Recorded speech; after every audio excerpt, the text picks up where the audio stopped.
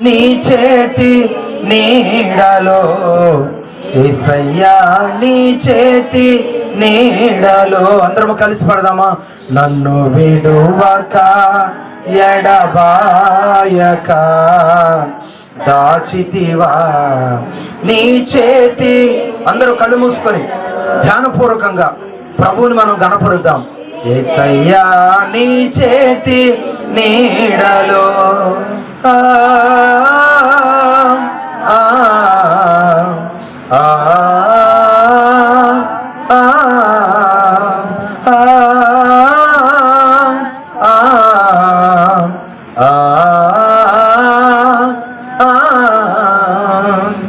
నన్ను విడువక ఎడబాయక దాచితివా నీ చేతి నీడలో.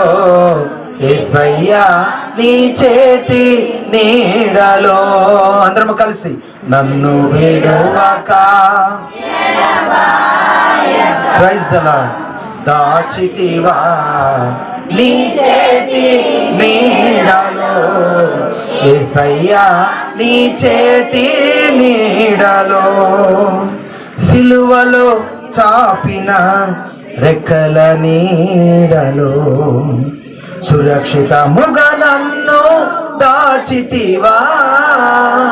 సిలువలో చాచిన రెక్కల నీడలో సురక్షితముగా నన్ను దాచితివా. కన్నీటి బ్రతుకును నాట్యముగా మార్చి ఆదరించిన యేసయ్యా, కన్నీటి బ్రతుకును నాట్యముగా మార్చి ఆదరించిన యేసయ్యా, నన్ను విడువక ఎడబాయక దాచితివా నీ చేతి నీడలో. యేసయ్యా, నీ చేతి నీడలో. ఆ ఆ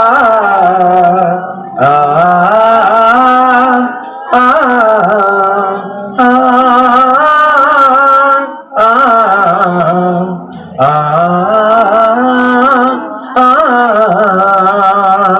నన్ను విడువక. ప్రభువా, మమ్మల్ని ఎల్లప్పుడూ విడవని దేవుడుగా ఉన్నందుకు వందనాలు. ఎడబాయిన దేవుడుగా ఉన్నందుకు వందనాలు. నీ రెక్కల చాటున మమ్మలను భద్రపరిచే దేవుడుగా ఉన్నందుకు వందనాలు. నీ బిడ్డలుగా మేము ఈ లోకంలో జీవించడానికి మాకు అర్హత ఇచ్చినందుకు వందనాలు. ఈ లోక సంబంధమైన ప్రతి అపవాది శోధనను, ప్రతి అపవాది తలంపులను జయించి ప్రభువైన యేసుక్రీస్తు వారి కొరకు నిలబడే నీ సాక్షిగా మమ్మలను ఎన్నుకున్నందుకు వందనాలు. ప్రభువా, నీ సన్నిధిలోనికి నన్ను నడిపించినందుకు వందనాలు. అయ్యా, నీ మాటలను ఈ సమయంలో ప్రభువా అయ్యా నేను వినబోతున్నాను. ప్రభువా, నీ వాక్యము ద్వారా నాతో మాట్లాడండి. ప్రభువా, మమ్మల్ని బలపరచండి అని చెప్పి మిమ్మల్ని మీరు దేవునికి సమర్పించుకోండి, దేవునికి అప్పగించుకోండి. ఈ ప్రాంగణం అంతా కూడా ప్రభు ఆత్మతో నింపబడి ఇక్కడ ఉన్న ప్రతి వారు కూడా దేవుని మాటల ద్వారా బలము నొందినట్లుగా, తృప్తి నొందినట్లుగా, దేవుని కృపా ప్రణాళికలు నిలబడినట్లుగా దేవుని సహాయాన్ని కోరదాం. మనల్ని మనం దేవునికి అప్పగించుకుందాం. దేవుని మాటలు వినడానికి సిద్ధపడదాం. ప్రేమ కలిగిన తండ్రి, మా ప్రభువా, నీకు వందనాలయ్యా. ఈ సమయంలో మీరు మా కొరకు సిద్ధపరిచిన నీ మాటలు మేము వినబోతుండగా ప్రభువా మాతో మాట్లాడి నీ నామానికి మహిమ తెచ్చుకోమని యేసయ్య నామములో ప్రార్థించండి వేడుకుంటున్నాను పరమ తండ్రి. ఆమేన్, ఆమేన్. పిల్లరా, దయచేసి అందరూ కూడా ఈ సమయంలో మనం కూర్చొని దేవుని మాటలు మనం వినబోతున్నాం. దేవుని మాటలు మనం వింటున్నప్పుడు శ్రద్ధగా దేవుని మాటలు మనం విన్నట్లయితే చాలా మంచి ఆత్మ సంబంధమైన విషయాలు మనం నేర్చుకోవటానికి ప్రభు సహాయం చేస్తూ వస్తుంటాడు మీరు గ్రహించాలి. దేవుని సన్నిధిలో ఉన్నటువంటి ఆత్మీయతను మనం ఎల్లప్పుడూ అనుభవించే వారిగా ఉండాలని కూడా మనం కోరుకోవాలి. ఎందుకంటే మనం దేవుని ఎదుట మనం ఏదైతే కోరతామో ప్రభు తప్పకుండా ప్రభు ఆ కోరికను, ఆ ఆశను ఆయన నెరవేరుస్తూ వస్తాడు అని కూడా మనం నమ్మాలి. ఆన్ చేశారండి. మళ్ళా కట్ చేసి పుట్టించి పెట్టు.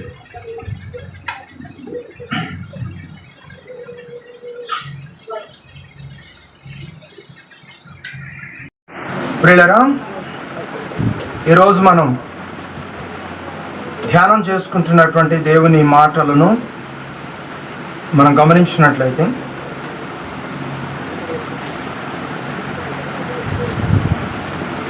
ఎన్నో ఆత్మీయ సంగతులు ఆయన లేఖనాల ద్వారా ప్రభు మనతో మాట్లాడటానికి ఆయన ఇష్టపడుతూ ఉన్నాడు. దేవుడిచ్చిన ప్రతి మాట మన జీవితంలో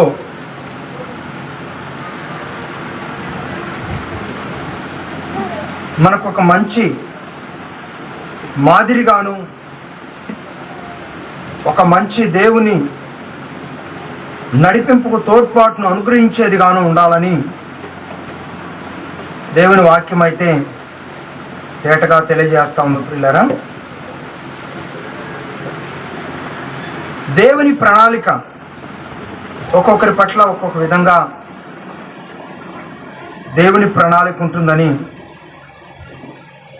దేవుని వాక్యం ద్వారా మనం చదువుకుంటూ వస్తూ ఉన్నాం. ఒకసారి ఆదికాండము 14వ అధ్యాయము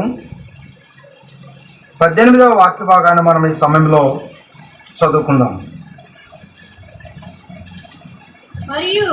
మరియు షాలేము రాజైన మెల్కీషెదెకును రొట్టెను ద్రాక్షారసమును తీసుకొని వచ్చెను. అతడు సర్వోన్నతుడగు దేవునికి యాజకుడు.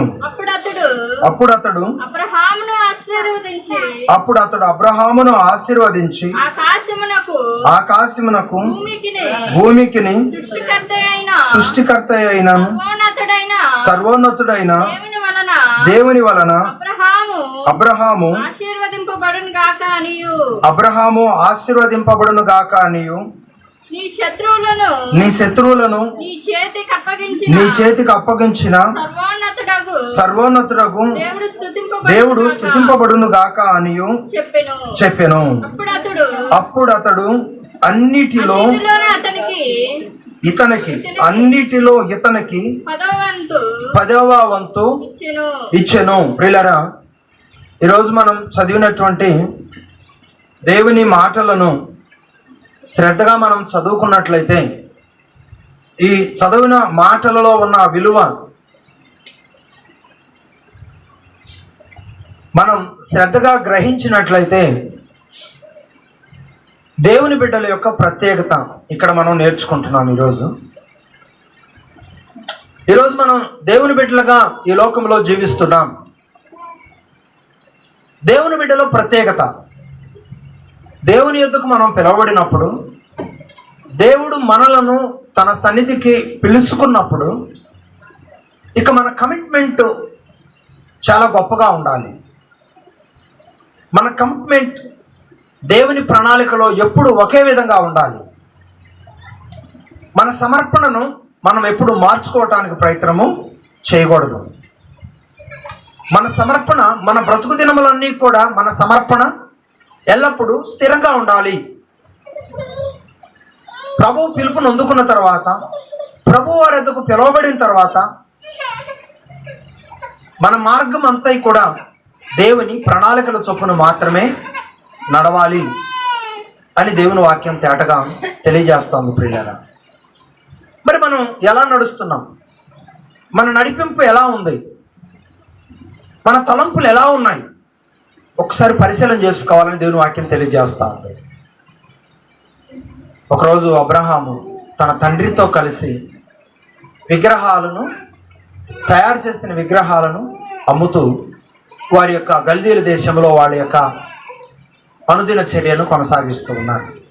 ఒకరోజు దేవుడు పిలిచాడు, అబ్రహాం, నేను నిన్ను నా యొద్దకు రమ్మని పిలుస్తున్నాను.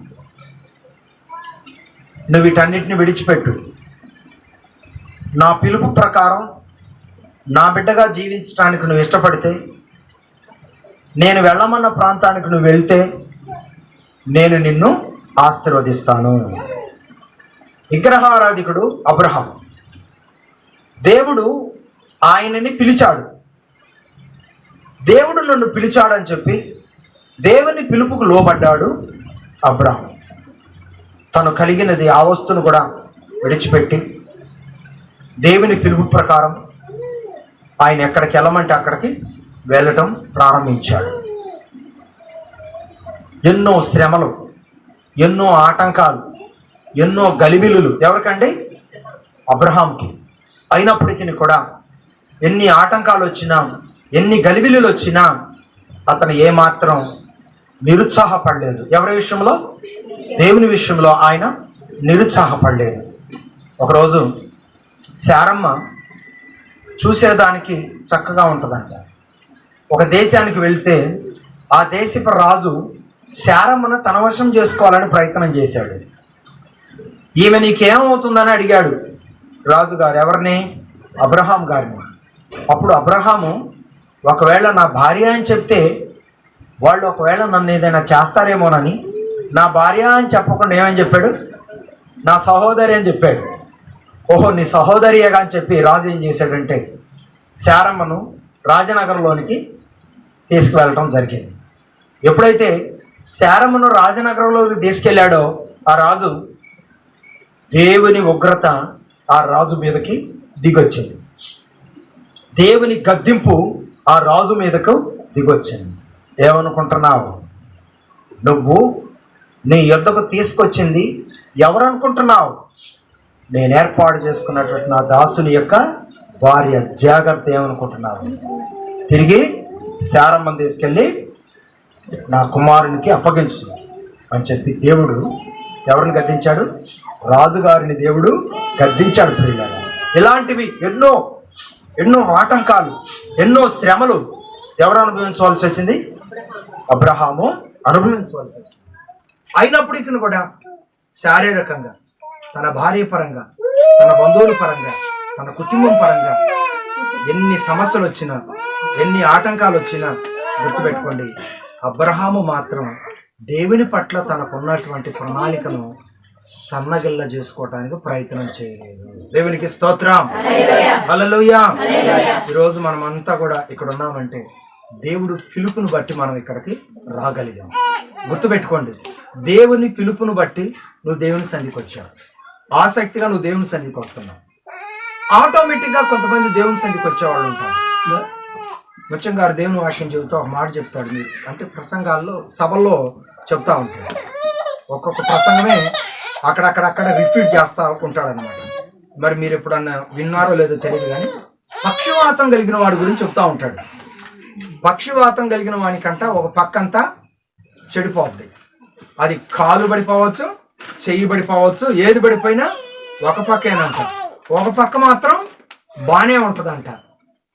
దేవుని బిడ్డలైన వారు కూడా పక్షవాతం వచ్చిన వారిలాగా దేవుని బిడ్డలు ఉండకూడదు. అంటే ఒక పక్కేమో దేవునికి ప్రాధాన్యత ఇచ్చినట్టు ఉంటారంట, ఇంకొక ప్రక్కేమో దేవునితో పాటు లోకానికి కూడా ప్రాధాన్యత ఇస్తారంట. ఒక ప్రక్కేమో దేవుని మాటలకు ప్రాధాన్యత ఇస్తారంట, ఇంకొక ప్రక్కేమో లోకములో ఉన్న మాటలకు కూడా ప్రాధాన్యత ఇస్తారంట. దేవుడు తన ఆత్మ ద్వారా తన దాసులను నిలబెట్టుకొని, నీ ప్రవర్తన మంచిది కాదు, నువ్వు దిద్దుబాటు చేసుకోకపోతే దేవుడు నిన్ను శిక్షిస్తాడు అని దైవజనులు చెప్పారనుకోండి, ఆహా నా గురించే చెప్పాడని చెప్పి ఈయన ఎలాగైనా ఇక్కడ దేవుని మాటలు చెప్పలేకుండా చేయాలని చెప్పి తన యొక్క గద్దింపును స్వీకరించకుండా, తన గద్దింపును స్వీకరించకుండా తను సేవకుల పట్ల హృదయంలో కఠినమైనటువంటి ద్వేషాన్ని పెట్టుకొని దేవుని సన్నిధికి దూరమై దేవుని బిడ్డల గురించి తప్పుడు ప్రచారాలు చేసేవాళ్ళు కూడా ఎక్కడున్నారు అంటే ఎక్కడో ఉండరు, మన పక్కనే ఉంటారు, మన ఇళ్ళ పక్కనే ఉంటారు. అటువంటి వాళ్ళ గురించి మనం జాగ్రత్త పడకపోతేనంట, చూడండి, పులిసిన పిండి అంట కొంచెమైనను ముద్దంతయో పులవ చేస్తుందంట. ఇంత పిండిని మనం ఎంతో కష్టపడి తయారు చేసుకుంటాం. అది ఇడ్లీ కావచ్చు, దోశలకు కావచ్చు. అందులో కొంచెం ఏదైనా విషానికి సంబంధించింది వేస్తే ఆ పిండంతా విషమైపోతుందా లేదా? అలాగే ప్రియులరా, మంచిగా మారిన వారి మాటలను ప్రజలు పెద్దగా పట్టించుకోరు, కానీ ఈ మార్పు చెందని వారు ఏదైనా ఒక అబద్ధం చెప్పేదానికి ప్రయత్నం చేసినా, ఒక నిజం చెప్పేదానికి ప్రయత్నం చేసినా వెంటనే నమ్మేదానికి సమాజం సిద్ధంగా ఉంది. కాబట్టి ఈ రోజున మనము దేవుని బిడ్డలైన వారు చాలా జాగ్రత్తగా మనము మన యొక్క సాక్ష్యాన్ని కాపాడుకోవాలి, మన విశ్వాసాన్ని కాపాడుకోవాలి, మన ఆత్మీయతను కాపాడుకోవాలని ప్రభు పేట నేను మీకు తెలియజేస్తున్నాను. ఒకప్పుడు మీరు స్నేహంతో జీవిస్తూ వచ్చారు, కానీ ప్రభు నిన్ను పిలుచుకున్నాడు. గతకాలపు స్నేహానికి నువ్వు ఫుల్ స్టాప్ పెట్టి దేవునితో స్నేహాన్ని ఏర్పాటు చేసుకున్నావు. ఆ మిగతా వారికి ఎంత ఆశగా ఉంటుందో తెలుసా? ఎలాగైనా మరలా మొదటి స్థానంలోనికి నా స్నేహితుడిని లేకపోతే నా స్నేహితురాల్ని మరలా నేను నా మొదటి స్థితిలోనికి తీసుకురావాలి అని చెప్పి ఎన్నో ప్రయత్నాలు చేస్తూ ఉంటారు. దేవుని బిడ్డలు అనటంతోనే చాలా మార్పు చెంది క్రమంగా జీవించడానికి ప్రయత్నం చేస్తారు. వారి మీద ఎన్నో మాటలు మాట్లాడటానికి కూడా ప్రయత్నము చేస్తూ ఉంటారు. వారు మంచివారు కాదు అని చెప్పి వారిని ఈ భూలోకంలో పలసన చేయాలని కూడా ఎన్నో ప్రయత్నాలు చేస్తూ ఉంటారు. కనుక ప్రియులారా, అలాంటి టైంలో మనం ఎవరిని జ్ఞాపకం చేసుకోవాలి? చెప్పాలి అమ్మా మీరు. అలాంటి టైంలో మనం ఎవరిని జ్ఞాపకం చేసుకోవాలి? అబ్రహాము గారిని జ్ఞాపకం చేసుకోవాలి. అబ్రహాము గారు దేవుని కొరకు నిలబడినందున అబ్రహాము గారు అణువున సమస్యలు ఎదుర్కొన్నాడు, శోధనలు ఎదుర్కొన్నాడు, మాటలు ఎదుర్కొన్నాడు. అన్నిటిని ఎదుర్కొని దేవుని మహిమ కొరకు నిలబడ్డాడు. నిలబడినప్పటికీ కూడా తనకు సంతానం లేమిడి ఆయనను వెంబడిస్తూ ఉంది. అయినప్పటికీ కూడా ప్రియులారా, దేవుడు నన్ను పిలిచాడు, నా ప్రాణం ఉన్నంత వరకు దేవుని మహిమ కొరకు నిలబడాలని తీర్మానం తీసుకున్నాడు. ఆ తీర్మానం ఎలాంటి తీర్మానమో తెలుసా? మెల్కీసెదెకుకు ఒక ప్రత్యేకమైన బాధ్యతను దేవుడు అప్పగిస్తే, ఆ బాధ్యతను మెల్కీసెదెకు దేవుడు ఏర్పాటు చేసిన బిడ్డల పట్ల ఆయన ఏ మాట అయితే చెప్తాడో ఆ మాటను ఈ లోకంలో ఉన్న భక్తులైన వారు అనుసరిస్తూ వచ్చారు. ప్రియులారా, అబ్రహాము ఆయన సేవకుడు కాదండి. అబ్రహాము ఎవరు? దేవుణ్ణి నమ్మినటువంటి మంచి గొప్ప భక్తుడు. గుర్తుపెట్టుకోండి. మరి అబ్రహామును నడిపించింది ఏ సేవకుడు? అబ్రహాము గారిని నడిపించింది ఏ సేవకుడు? స్టార్టింగ్లోనే మీకు వాక్యం చదివించాను కదమ్మా, ఆ వాక్యాన్ని మరొకసారి జ్ఞాపకం చేసుకుందాం. అబ్రహామును నడిపించింది ఏ సేవకుడు? మరియు షాలేము రాజు అయిన మెల్కీసెదెకు రొట్టెను ద్రాక్షారసమును తీసుకుని వచ్చెను. ఏమంటే రొట్టె ద్రాక్షారసం ఎవరిచ్చారు అబ్రహాంకు? మెల్కీసెదెకు. మెల్కీసెదెకు అంటే ఎవరు? సేవకుడు, యాజకుడు. ఈ రోజున మీరు ప్రభు బల్ల తీసుకోబోతున్నారు, ఆయన శరీరమును ఆయన రక్తాన్ని తీసుకోబోతున్నారు. ఈ పాత్ర మీకు ఎవరిస్తారండి? సేవకుడు ఇస్తాడు. సేవకుడు ఇస్తాడు. ప్రియులారా, మెల్కీసెదెకు చేతుల్లో నుండి రొట్టెను ద్రాక్షారసమును పొందింది ఎవరండి? చెప్పాలి. కుర్చీలో వాళ్ళు, వెనక మారిన వాళ్ళు, గోడకు గరుచుకున్న వాళ్ళు, అందరూ చెప్పాలి. మెల్కీసెదెకుకు రొట్టె ద్రాక్షారసం ఇచ్చింది ఎవరండి? ఓకే, అబ్రహాము. అబ్రహాము ఎవరి చేతుల్లో నుంచి రొట్టె ద్రాక్షారసం తీసుకున్నాడు? మెల్కీసెదెకు అబ్రహాముకు రొట్టె ద్రాక్షారసం ఇస్తే, మరి అబ్రహాము మెల్కీసెదెకుకు ఏమిచ్చాడు చెప్పండి?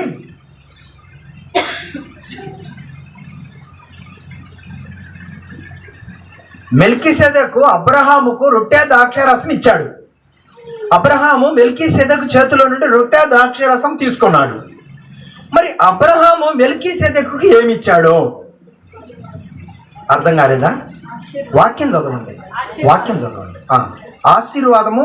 ఇంకొకటి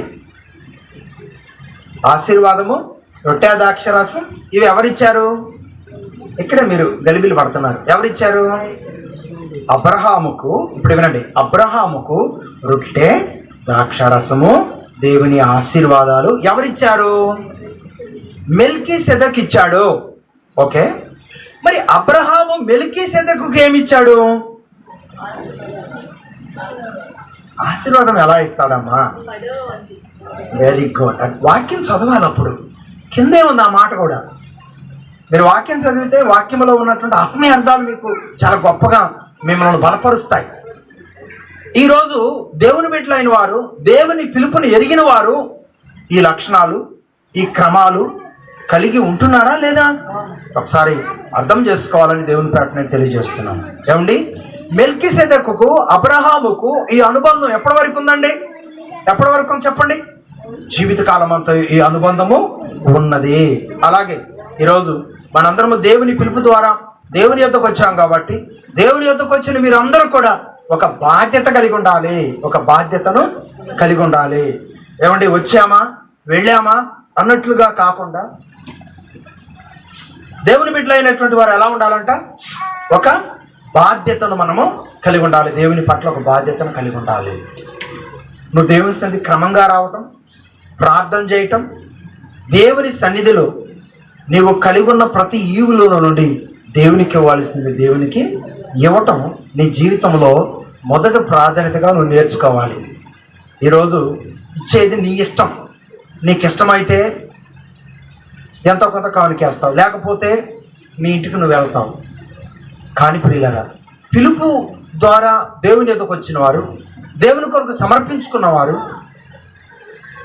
దేవునితో ఎల్లప్పుడూ సహవాసాన్ని కొనసాగించుకునే ప్రతి వారు కూడా మీ అనుబంధము ఎలా ఉండాలో తెలుసా? మెల్కీసెదెకు అబ్రహాము కలిగి ఉన్నటువంటి అనుబంధాన్ని కలిగి ఉండాలని దేవుని వాక్యం స్పష్టంగా తెలియజేస్తూ ఉంది. ఈరోజు నీవు సమృద్ధిగా కష్టపడినప్పుడు ఏమీ లేని వ్యక్తిగా, కష్టపడనప్పుడు కూడా ఏమీ లేని వ్యక్తిగా దేవుని దగ్గర నువ్వు ఉంటే, ఒకవేళ ఈ లోకంలో నువ్వేదైనా సంపాదించవచ్చు, కానీ నెమ్మది, సమాధానమును, ఒక తృప్తిని, దేవునితో అనుబంధాన్ని నువ్వు దూరం చేసుకునే వ్యక్తి అవుతావు అనేది మాత్రం గ్రహించాలని దేవుని వాక్యం తెలియజేస్తూ ఉంది. దేవుని పిలుపు నొందిన ప్రతి వారు కూడా అబ్రహాము అలాగే మెల్కీసెదెకు కలిగి ఉన్నటువంటి అనుబంధాన్ని కలిగి ఉండాలి. మెల్కీసెదెకు అబ్రహాముకి ఏమి ఇచ్చాడు? రొట్టె, ద్రాక్ష రసము, దేవుని ఆశీర్వాదములు. సేవకునిగా అబ్రహాముకు మెల్కీసెదెకు ఇచ్చాడు. మరి మెల్కీసెదెకుకు అబ్రహాం ఏమిచ్చాడు? తన జీవితంలో తన కష్టపడిన ప్రతి కష్టములో నుండి 10వ భాగము దేవునికి సమర్పించాడు. దేవునికి స్తోత్రం. ఈ రోజున ప్రియులారా, ఈ అనుబంధం ఎవరైతే కలిగి ఉంటారో నిజంగా చెప్తున్నా, ఖచ్చితంగా వారు ఊహకందని దేవుని దీవెనలతో నింపబడతారు. ప్రైజ్ ద లార్డ్, హల్లెలూయా. కాబట్టి అనుబంధం మీరు కలిగి ఉన్నారా? దేవునితో అబ్రహాము కలిగి ఉన్న అనుబంధం తరతరాలు గుర్తించుకునే విధంగా ఆశీర్వదించబడే అనుబంధాన్ని కలిగి ఉన్నాడు. ఈరోజు నువ్వు దీవించబడ్డావా? నీ తరాలు దీవించబడాలి, నీ తరతరాలు దీవించబడాలంటే ఆ అనుబంధాన్ని నువ్వు కలిగి ఉండాలి. ఆ అనుబంధాన్ని నీవు కలిగి ఉండాలి. ఈరోజు అవన్నీ మర్చిపోతున్నారు. వచ్చామా వెళ్ళామా, వచ్చామా ఏదో మన చేతిలో ఉన్నది, మన చేత అయింది వేసామా, దేవుడి చేతిలో కానికిచ్చామా, వెళ్ళామా అన్నట్లుగానే ఉంటున్నారు. కానీ అలా కాదు. నా కష్టములో నుండి నిజంగా నేను దేవునికి ఇవ్వాల్సింది నేను ఇస్తున్నానా లేదా? ఇలా పరిశీలన చేసుకుంటే నిజంగా నీ అనుబంధం దేవునితో ఎల్లప్పుడూ భద్రమ చేయబడి ఉంటుందని దేవుని వాక్యం తెలియజేస్తాం. ఈరోజు చాలా మంది అనుబంధంలో లేరు. దేవుని ఆశీర్వాదాలు చాలా గొప్పగా ఉంటాయి ప్రియులారా. ఆ ఆశీర్వాదాలు కావాలంటే మెల్కీసెదెకు అబ్రహాము కలిగి ఉన్న అనుబంధాన్ని కలిగి ఉండాలి. మరి కలిగి ఉన్నావా? దేవుడు అన్యాయస్తుడు కాదండి. దేవుడు న్యాయం కలిగిన దేవుడు. అయితే వాని క్రియల చొప్పున జీతం నాయతం ఉన్నదని ప్రభువు చెప్తున్నాడు. అవి మంచికి తగిన క్రియలు కావచ్చు, చెడుకు తగిన క్రియలు కావచ్చు. ఈ రెండింటికి ఏమండి ఆ ఫలితము, ఈ రెండింటి యొక్క జీతం ఎవరి దగ్గర ఉంది? దేవుని యొద్ద ఉందండి. ఆ జీతమును నీవు అనుభవించాలని ఆశపడుతున్నావా? మంచి జీతాన్ని దేవుని ద్వారా నువ్వు పొందుకోవాలని నీకు ఆశ ఉంటే ఖచ్చితంగా అబ్రహాము మెల్కీసెదెకు కలిగి ఉన్న అనుబంధాన్ని నీవు కలిగి ఉండాలి. దేవుని వాక్యం తెలియజేస్తా ఉంది. దేవుడు అబ్రహాముని పిలిచాడు. ఆ పిలుపుని ఎప్పటి వరకు కొనసాగించాడు? ఆయన చనిపోయే వరకు ఆ పిలుపును కొనసాగించాడు. ఆ పిలుపును కాపాడుకున్నటువంటి అబ్రహామును దేవుడు ఎలా ఆశీర్వదించాడు? ఏదో ఒక సందర్భంలో ఈ పాయింట్ వస్తానే ఉంది. ఎలా దేవుడు ఆశీర్వదించాడు? ప్రపంచమంతా కూడా తన కుటుంబం వైపు కన్నులెత్తు చూసే విధంగా దేవుడు అబ్రహామును ఆశీర్వదించాడు. దేవుడు అబ్రహాంకి ఎంతమంది కుమారులను ఇచ్చాడని చెప్పాను? 2 వాళ్ళ పేర్లు ఏంటి? ఇస్మాయేలు, ఇస్సాకు. ఇస్మాయేలు సంతానం ఎవరు? ఇస్సాకు సంతానం ఎవరు? ఇప్పుడు ప్రపంచమంతా కూడా బహుగా విస్తరించినటువంటి ఆస్తిపరులు, అంతస్తులు, ప్రపంచంలో ఆస్తిపరులు, అంతస్తులు ఎవరు చెప్పండి? వీళ్ళిద్దరే. ఎవరు? Muslims, Christians. ప్రపంచ దేశాలన్నీ కూడా ఈరోజు కాస్త 4 పావలాలు సంపాదించుకోవాలని ఏ దేశాలు వెళ్తున్నారు? వెళ్తేనేమో ముస్లిమ్స్ కంట్రీస్కి వెళ్తారు, లేకపోతే క్రిస్టియన్స్ కంట్రీస్కి వెళ్తారు. ఈ 2 కంట్రీస్లోనే ధనమంతా ఈ 2 కంట్రీస్లోనే ఉంది. నేను చెప్పే మాట మీకు అర్థమవుతున్నాయా? ధనమంతా కూడా ఈ 2 కంట్రీస్లోనే ఉన్నాయి. ఈరోజు మన వాళ్ళు అంతా సంబరపడుతూ ఉంటారు. ఏమని?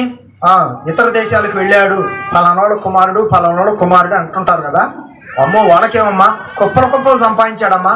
ఎవరి డబ్బు అది? మన దేశం నుండి ఏ అమెరికానో, ఏ దుబాయో, ఏ లండనో వెళ్తారనుకోండి, అక్కడికి వెళ్ళటంతోనే వాళ్ళు అక్కడి నుంచి కుప్పలు డబ్బులు పంపిస్తూ ఉంటారు. ఎవరి డబ్బు అది అంతా చెప్పండి? ఎవరి డబ్బు? ఆశీర్వదించబడిన వారి డబ్బు. ఎవరిది? ప్రపంచంలో ఈ దేశంలో నుండి, మన పేద దేశాల్లో నుండి ఇతర దేశాలు వెళ్ళే వాళ్ళంతా కూడా వెళ్తే క్రిస్టియన్ కంట్రీస్ కన్నా వెళ్తారు, లేకపోతే ముస్లిమ్స్ కంట్రీస్ కన్నా వెళ్తారు. ఈ 2 కంట్రీస్లోనే ధనమంతా దాచబడి ఉన్నది. ఇది ఎవరి ద్వారా వచ్చిన ఆశీర్వాదం చెప్పండి? ఎవరి ద్వారా వచ్చిన ఆశీర్వాదం? అంటే అలనాడు అబ్రహాము కలిగి ఉన్నటువంటి ఆ క్రమశిక్షణ తన బిడ్డలను, ప్రపంచమంతా తన బిడ్డల వైపు చూసే విధంగా చేసింది ఆశీర్వాదం. ఈరోజు నువ్వు పనికి వెళ్తావు, ఒక 1000 రూపాయలు సంపాదించావు. ఆ 1000 రూపాయలు నువ్వు దేవునికి ఎంత ఇవ్వాలా? ఏమ్మా, ఆ 1000 రూపాయలు నువ్వు దేవునికి ఎంత ఇవ్వాలా? చెప్పండి, ఎంత ఇవ్వాలా? ఒక 10,000 సంపాదించావు, దేవునికి ఎంత ఇవ్వాలా? చెప్పండి అమ్మా. 10వ వంతు ఎంత ఇవ్వాలి దేవునికి? 10,000లో 1,00,000 రూపాయలు సంపాదించావు, దేవునికి ఎంత ఇవ్వాలా? 10,000 ఇవ్వాలా? మరి మీరు ఎలా ఇస్తున్నారు దేవునికి? ఒక్కసారి మీరు అర్థం చేసుకోండి. మరి ఆశీర్వాదాలు ఎలా వస్తాయి? దేవుని నిబంధన కాపాడే బిడ్డగా నువ్వు ఎలా ఉంటావు?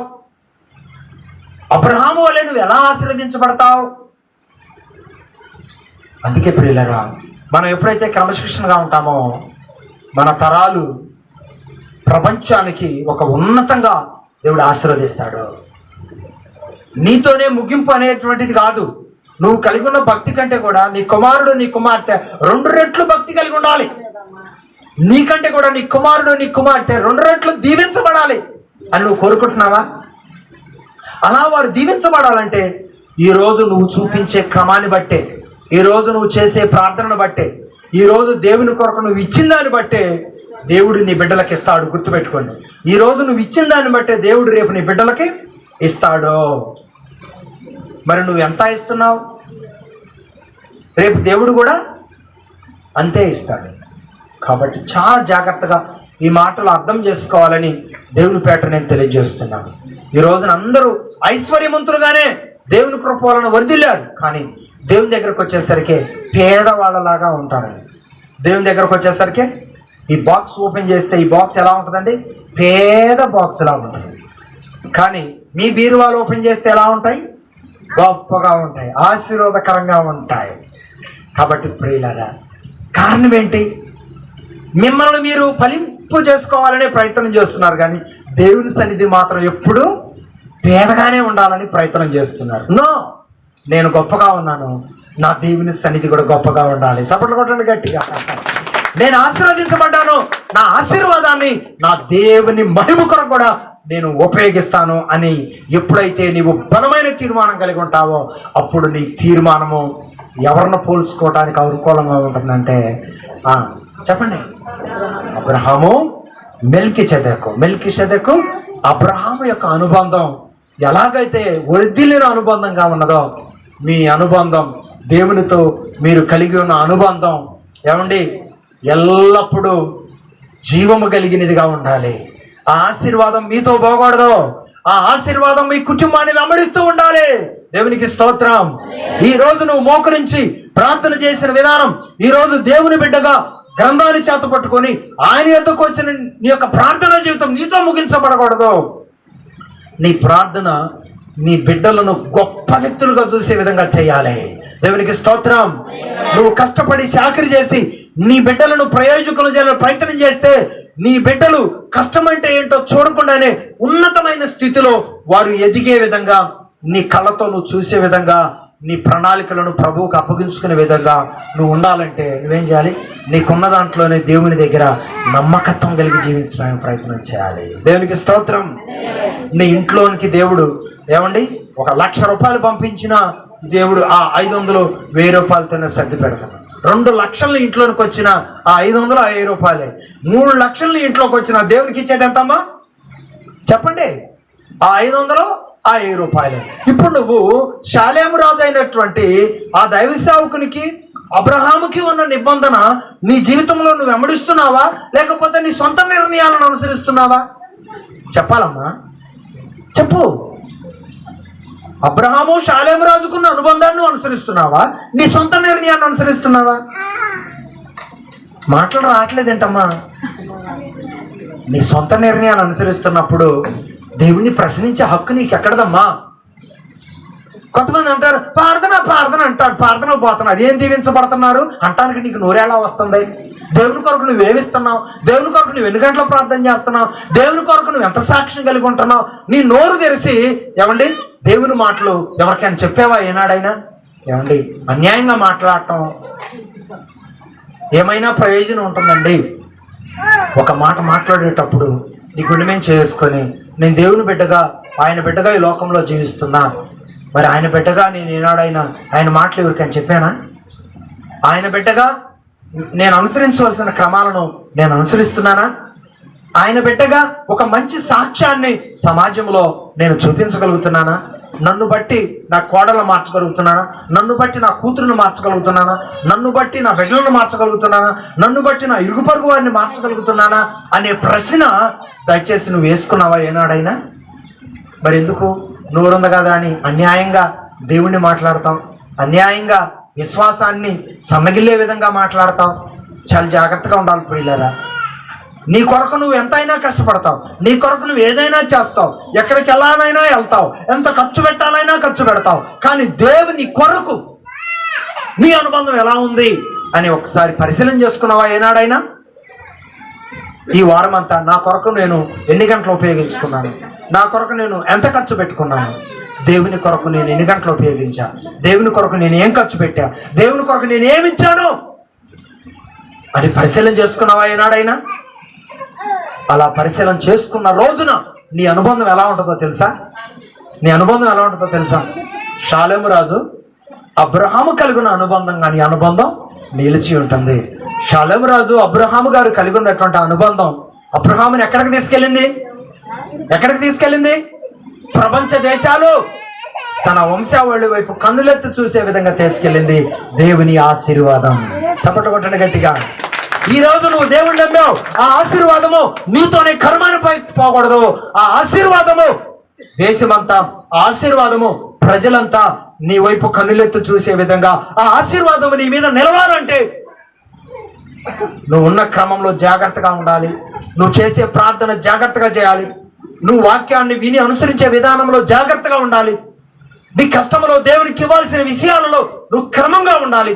ప్రతి విషయంలో నువ్వు నమ్మకంగా ఉండాలి. నువ్వు నమ్మిన దేవుడు ఎప్పుడు నీ చెయ్యి విడిచిపెట్టడు అని ప్రభుపేట నేను తెలియజేస్తున్నాను. ప్రియులారా, ఇవన్నీ కూడా నా సొంతంగా మాట్లాడే మాటలు కాదు, కానీ పరిశుద్ధాత్మ దేవుడు బయలుపరిచినటువంటి విధంగా నేను మాట్లాడుతున్నాను. అలనాడు దేవుడు అబ్రహామును పిలిచాడు, అన్యుడైన అబ్రహామును దేవుడు పిలిచాడు, ఆయన పిలుపుకు లోబడ్డాడు. ప్రతి విషయంలో కూడా ఎన్ని శ్రమలైనా అనుభవించాడు, ఎన్ని అవమానాలైనా అనుభవించాడు, ఎన్ని నిందలైనా అనుభవించాడు, కానీ దేవుని పిలుపుకు అవిధేయుడిగా జీవించడానికి ఇష్టపడలేదు కనుక దేవుడు అబ్రహామును ప్రపంచ దేశాలు గుర్తుంచుకునే విధంగా దీవించాడు. అలాగే దేవుడు నిన్ను పిలిచాడు, దేవుని సన్నిధికి నువ్వు వచ్చావు.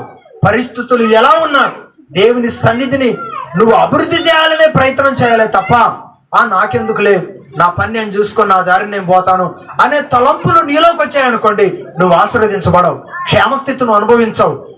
దేవుని ప్రణాళికలు ఏంటో ఆ రుచిని నువ్వు ఎరగకుండానే ఏమంటే ఈ లోకంలోని యాత్ర ముగించవలసిన అవసరము ఏర్పడుతుంది అని దేవుని వాక్యం స్పష్టంగా తెలియజేశాడు. కాబట్టి ప్రియులారా, ఒక్కసారి పరిశీలన చేసుకో. నీ సమర్పణ ఎలా ఉంది? నీ అనుబంధం ఎలా ఉంది? దేవునితో నీ సహవాసం ఎలా ఉంది? దేవుడు నిన్ను పిలుచుకున్నాడు, దేవుని పాత్రలో పాల్గొంటున్నావు, కానీ దేవుని ఎదుట నువ్వు ఉండవలసిన విధంగా నువ్వు ఉంటున్నావా? ఒక్కసారి పరిశీలన చేసుకొని నిన్ను నీవు దేవునికి అప్పగించుకోవాల్సిందిగా మన ప్రభు అయిన యేసుక్రీస్తు వారి పేరట నేను మీకు తెలియజేస్తున్నాను. ఒకసారి మనం గమనించినట్లయితే యోబు గ్రంథము 22 అధ్యాయము 21 వచనాన్ని మనం చదువుకుందాం. దేవుని పిలుపు నొందిన వారు ఎలా ఉంటారు? యోబు గ్రంథము 22 అధ్యాయము 21 వచనం. ఆయనతో సహవాసం చేసిన యెడల ఆయనతో సహవాసము చేసిన యెడల నీకు సమాధానము కలుగును, అలాగును. ఎస్, ఎంత మంచి మాటలండి. దేవునితో సహవాసము చేసేవారికి సమాధానం కలుగుతుంది. రెండవదిగా దేవునితో సహవాసం చేసేవారికి మేలు కలుగుతుంది. ఈ రెండు మాటలు ఎంత గొప్ప మాటలో తెలుసా? సమాధానం అంటే ఏందనుకుంటున్నావు? నీకేం కొదువు ఉండదు, కానీ నీకు సమాధానం లేదు. ఏం జరుగుతుందో తెలుసా? నీకు తెలియకుండానే నీ మైండ్లో ఉన్న సన్ననరాలన్నీ కూడా బ్లాస్ట్ అవుతాయి. సమాధానం లేకపోతే మైండ్ మీద అంత ప్రెజర్ పడుతుంది. భార్యాభర్తల మధ్య సమాధానం లేకపోతే, తల్లిదండ్రులు బిడ్డల మధ్య సమాధానం లేకపోతే, ఈ లోకంలో ఉన్నటువంటి కుటుంబ సభ్యుల మధ్య ఒక ప్రత్యేకమైన సమాధానం లేకపోతే ఎంతన్నా ఏ ఉపయోగము లేదు ప్రియులారా. సమాధానంతో ఏమీ లేకపోయినా ఆ కుటుంబంలో ఎప్పుడు కలకల్లాడుతూ ఒక ఆనందమైనటువంటి ఆశీర్వాదాలు, నలుగురు తొంగి చూడాలనేటువంటి ఆరాటము దేవాతి దేవుడు ఆ కుటుంబానికి అనుగ్రహిస్తాడు. కాబట్టి నువ్వు దేవునితో సహవాసం చేయడానికి దేవుడు నిన్ను పిలిచాడు. ఆయన పిలుపుకు లోబడి నువ్వు జీవించినట్లయితే దేవుడు ఏం చేస్తానన్నాడు? ఒక మంచి సమాధానం ఇస్తానన్నాడు. రెండవది మేలు చేస్తానన్నాడు. ఈరోజు ప్రతి వారు మేలు కొరకు ఆశపడతారా, కీడు కొరకు ఆశపడతారా? చెప్పండమ్మా. మేలు కావాలని ఆశపడతారా, కీడు కావాలని ఆశపడతారా? ప్రతి వారు కూడా మేలు కావాలని ఆశపడతారు. ఎస్, ఆ మేలు దేవుడి వాళ్ళని ఇష్టపడుతున్నాడు. ఆ మేలు నువ్వు పొందాలంటే నువ్వు ఎక్కడికి రావాలి? దేవుని యొద్దకు రావాలి. దేవుని యొద్దకు వస్తేనే ఆ మేలు నీ యొద్దకు వస్తుంది. అందుకే ప్రభు అన్నాడు, నువ్వు నా యొద్దకు వస్తేనే నీ యొద్దకు వస్తాను. ఫస్ట్ నువ్వు నా యొద్దకు రావాలి. నువ్వు నా యొద్దకు వస్తే నేను నీ యొద్దకు వస్తాను. దేవుడు మన యొద్దకు వచ్చాడు అనుకోండి, సమాధానము, మేలులు, ఈ లోకములో ఉన్నటువంటి కావలసిన ప్రతి అవసరతను కూడా తప్పకుండా తగిన సమయం వచ్చినప్పుడు మన దేవుడు తీరుస్తాడు. ఆయన మహిమ కొరకు నిలబెట్టి నడిపిస్తాడు అని ప్రభు యేసుక్రీస్తు వారి పేరిట నేను తెలియజేస్తా ఉన్నాను. మరి ప్రియులరా, దేవుని యొక్క పిలుపును మనము అనుభవించి లోబడినట్లయితే ఈ అనుభవాలన్నీ కూడా మన బ్రతుకులో దేవుడు నెరవేరుస్తాడు అని దేవుని వాక్యం స్పష్టంగా తెలియజేస్తూ ఉంది. దేవుడు మనల్ని పిలిచినప్పుడు ఆత్మీయులైనటువంటి వారితో మన సహవాసాన్ని ఎప్పుడు కాపాడుకోవడానికి ప్రయత్నము చేయాలి. దేవుడు మనల్ని పిలిచాడు కదా, దేవుని పిలుపుకు లోబడిన వారికి దేవుడు మేలు చేస్తానన్నాడు, తర్వాత సమాధాన పరుస్తానన్నాడు కదా. దేవుని సమాధానం కలిగిన వారు, దేవుని మేలు కలిగిన వారు ఎవరితోనైతే కలిసి పాత్రలో చేవేస్తున్నామో ఆ బిడ్డలందరితో ఎలా ఉండాలి? సమాధానంగా ఉండాలి. ఆ మనుషులందరితో ఎలా ఉండాలి? సమాధానంగా ఉండాలి. ఎక్కడుంది ఈ వాక్యం? 1 కొరింథీయులకు రాసిన పత్రిక 7వ అధ్యాయము 24వ వాక్యాన్ని మనం ఒకసారి చదువుకుందామా?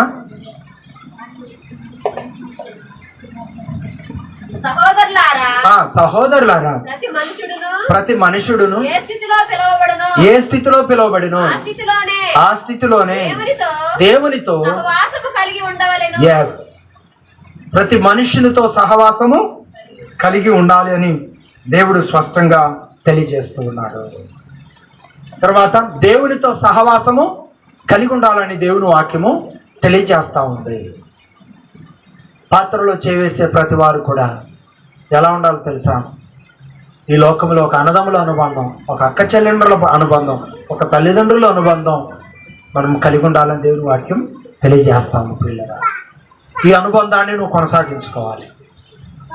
ఈ అనుబంధాన్ని కొనసాగించుకోకుండా నువ్వు ఉన్నావు అంటే దుష్టుడైన అపవాది నిన్ను మోసం చేస్తుందని గుర్తుపెట్టుకో.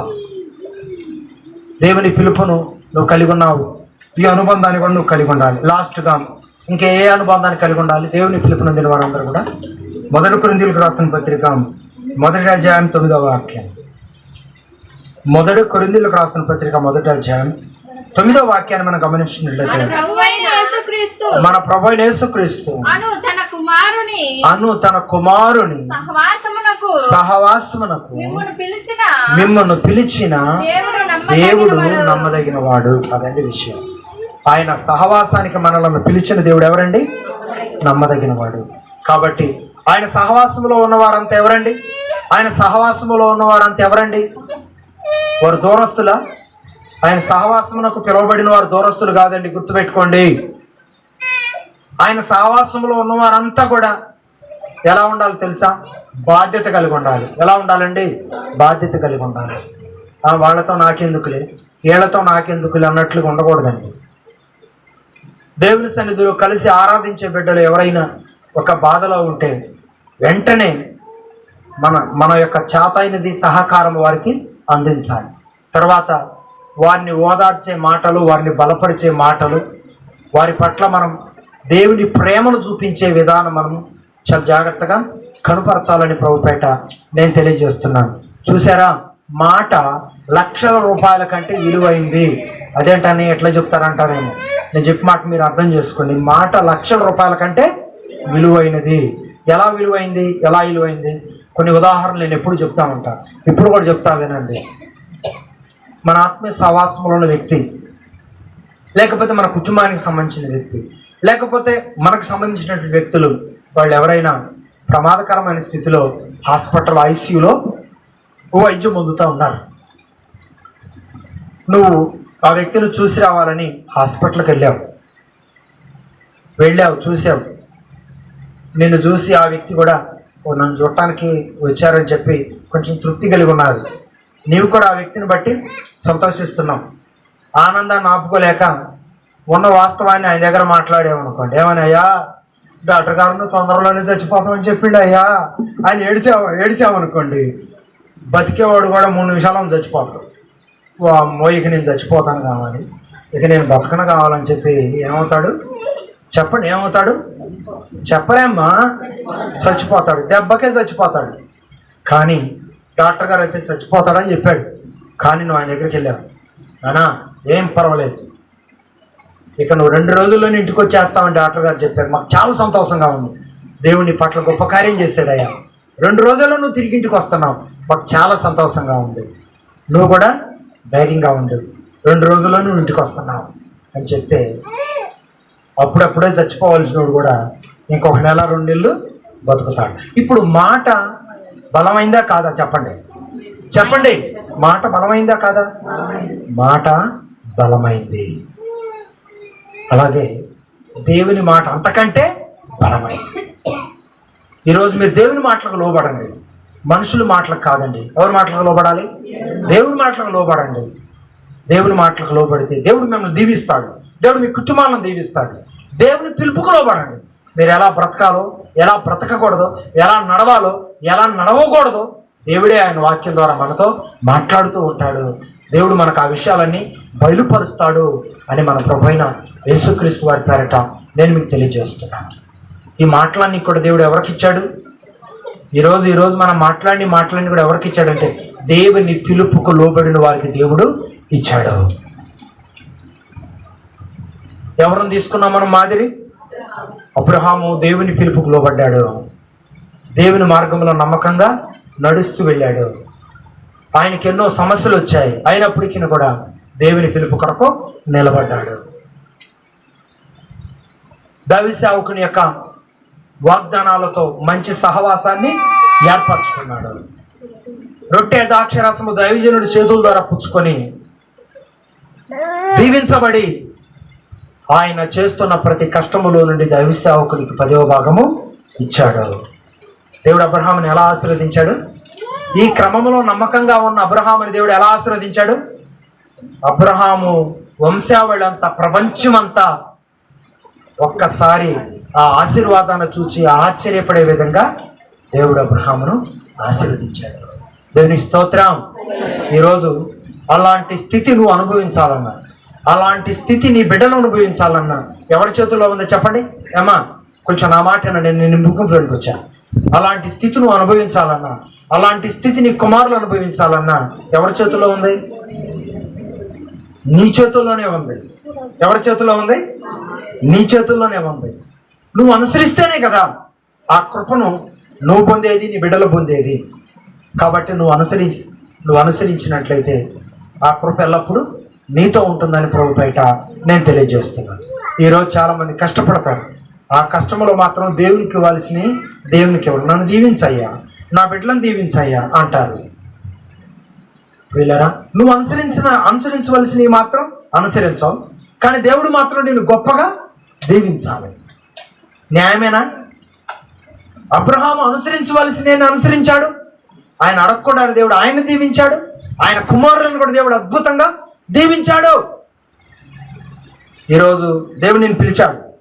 ఆ పిలుపుకు నువ్వు లోబడు. దేవుని ఆజ్ఞను అనుసరించు. దేవుడు తప్పకుండా ఆయన దీవెనలో నీ మీద గొప్పగా అనుసరిస్తాడు. ఎందుకంటే పిలిచిన దేవుడు నమ్మదగినవాడు. చెప్పండి, పిలిచిన దేవుడు నమ్మదగినవాడు. ఆయన పిలుపును నువ్వు అంగీకరించి ఆయన పిలుపులో నువ్వు నిలబడి నడిచినట్లయితే ఖచ్చితంగా దేవుని కృపకు నీవు పాత్రుడు అవుతావు, పాత్రురాలు అవుతావని దేవుని వాక్యం స్పష్టంగా తెలియజేస్తాను. దేవుని పట్ల అనుభవాలు ఉన్నాయా? నా నడిపింపు ఉందా? ఒకసారి జ్ఞాపకం చేసుకోవాలని దేవుని వాక్యం స్పష్టంగా తెలియజేస్తాము. ఈరోజు ఆ మాటలు చాలామంది మర్చిపోతున్నారు. ఈరోజు ఆ మాటలు చాలామంది మర్చిపోతున్నారు. దేవుని ప్రణాళికల్లో ఉన్నటువంటి ఆ నడిపింపుని ఈరోజు చాలామంది మర్చిపోతున్నారు. అలా మర్చిపోయే వారంగా ఉండకుండా దేవుని ప్రణాళికల్లో నిలిచి